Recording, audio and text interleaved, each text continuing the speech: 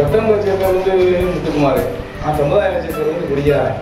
அந்த பேரை வந்து அப்படியே அந்த முத்துக்குமார்ன்ற பேரை தேர்ந்து வச்சு இந்த பேரை மட்டும் கொடுத்தது வந்து நம்ம டாக்டர் ஐயாவுக்கு அந்த பொண்ணு சார்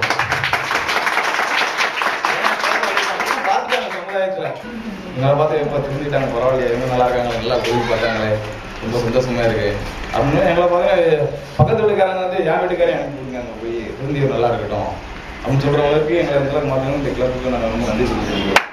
ஒரு கதை வந்து சின்ன உதாரணம் இருக்கு. ஒரு ஓவியம், அந்த ஓவியம் வந்து ஒரு அருமையான ஓவியத்தை வந்து ஒரு நடுத்துல ரோட்ல போய் வச்சிடறான். பக்கத்துல ஒரு பிரஸ்ஸையும் ஒரு பெயிண்ட் டப்பையும் வச்சு இதில் குற்றம கொய்யா இருந்தால் வந்து நீங்கள் சுட்டி காட்டலாம் அந்த ஓவியத்தில் அப்படின்னு சொல்லி வச்சுட்டு போயிடுறான்.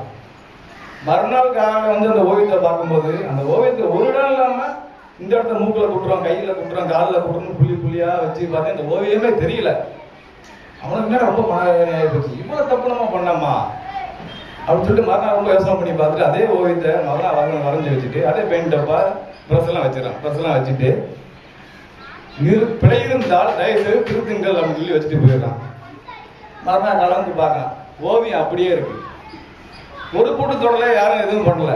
அதே மாதிரி குற்றம் சொல்றதுக்கு 1000 பேர் இருக்காங்க. ஆனால் திருத்துன்ற மனசு வந்து திருத்தி அவங்க வழிகாடுன்ற வந்து அது வந்து 1001 பேருக்கு தான் வரும். அது நம்ம டாக்டர் அன்பராஜ்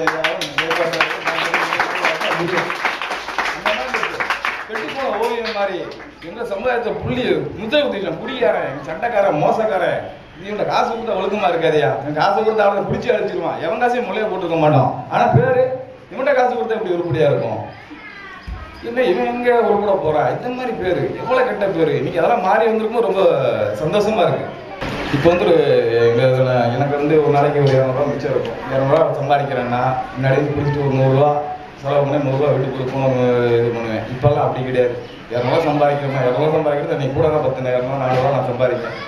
ஒரு 100 ரூபா செலவு இந்த செலவு ஆகிட்டாங்க. குடும்பத்தில் நீ கடன் வாங்க அளவுக்கு குடும்பம் ஓட்டுற அளவுக்கு எவ்வளோ நல்லா இருக்கேன். நான் காசு இல்லாட்டாலுமே நிம்மதி இருக்கு. வீட்டில் போய் 50 ரூபா கொண்டு போனாலும் வீட்டில் சந்தோஷமா இருக்கு. முன்னாடி எப்படி கிடையாது.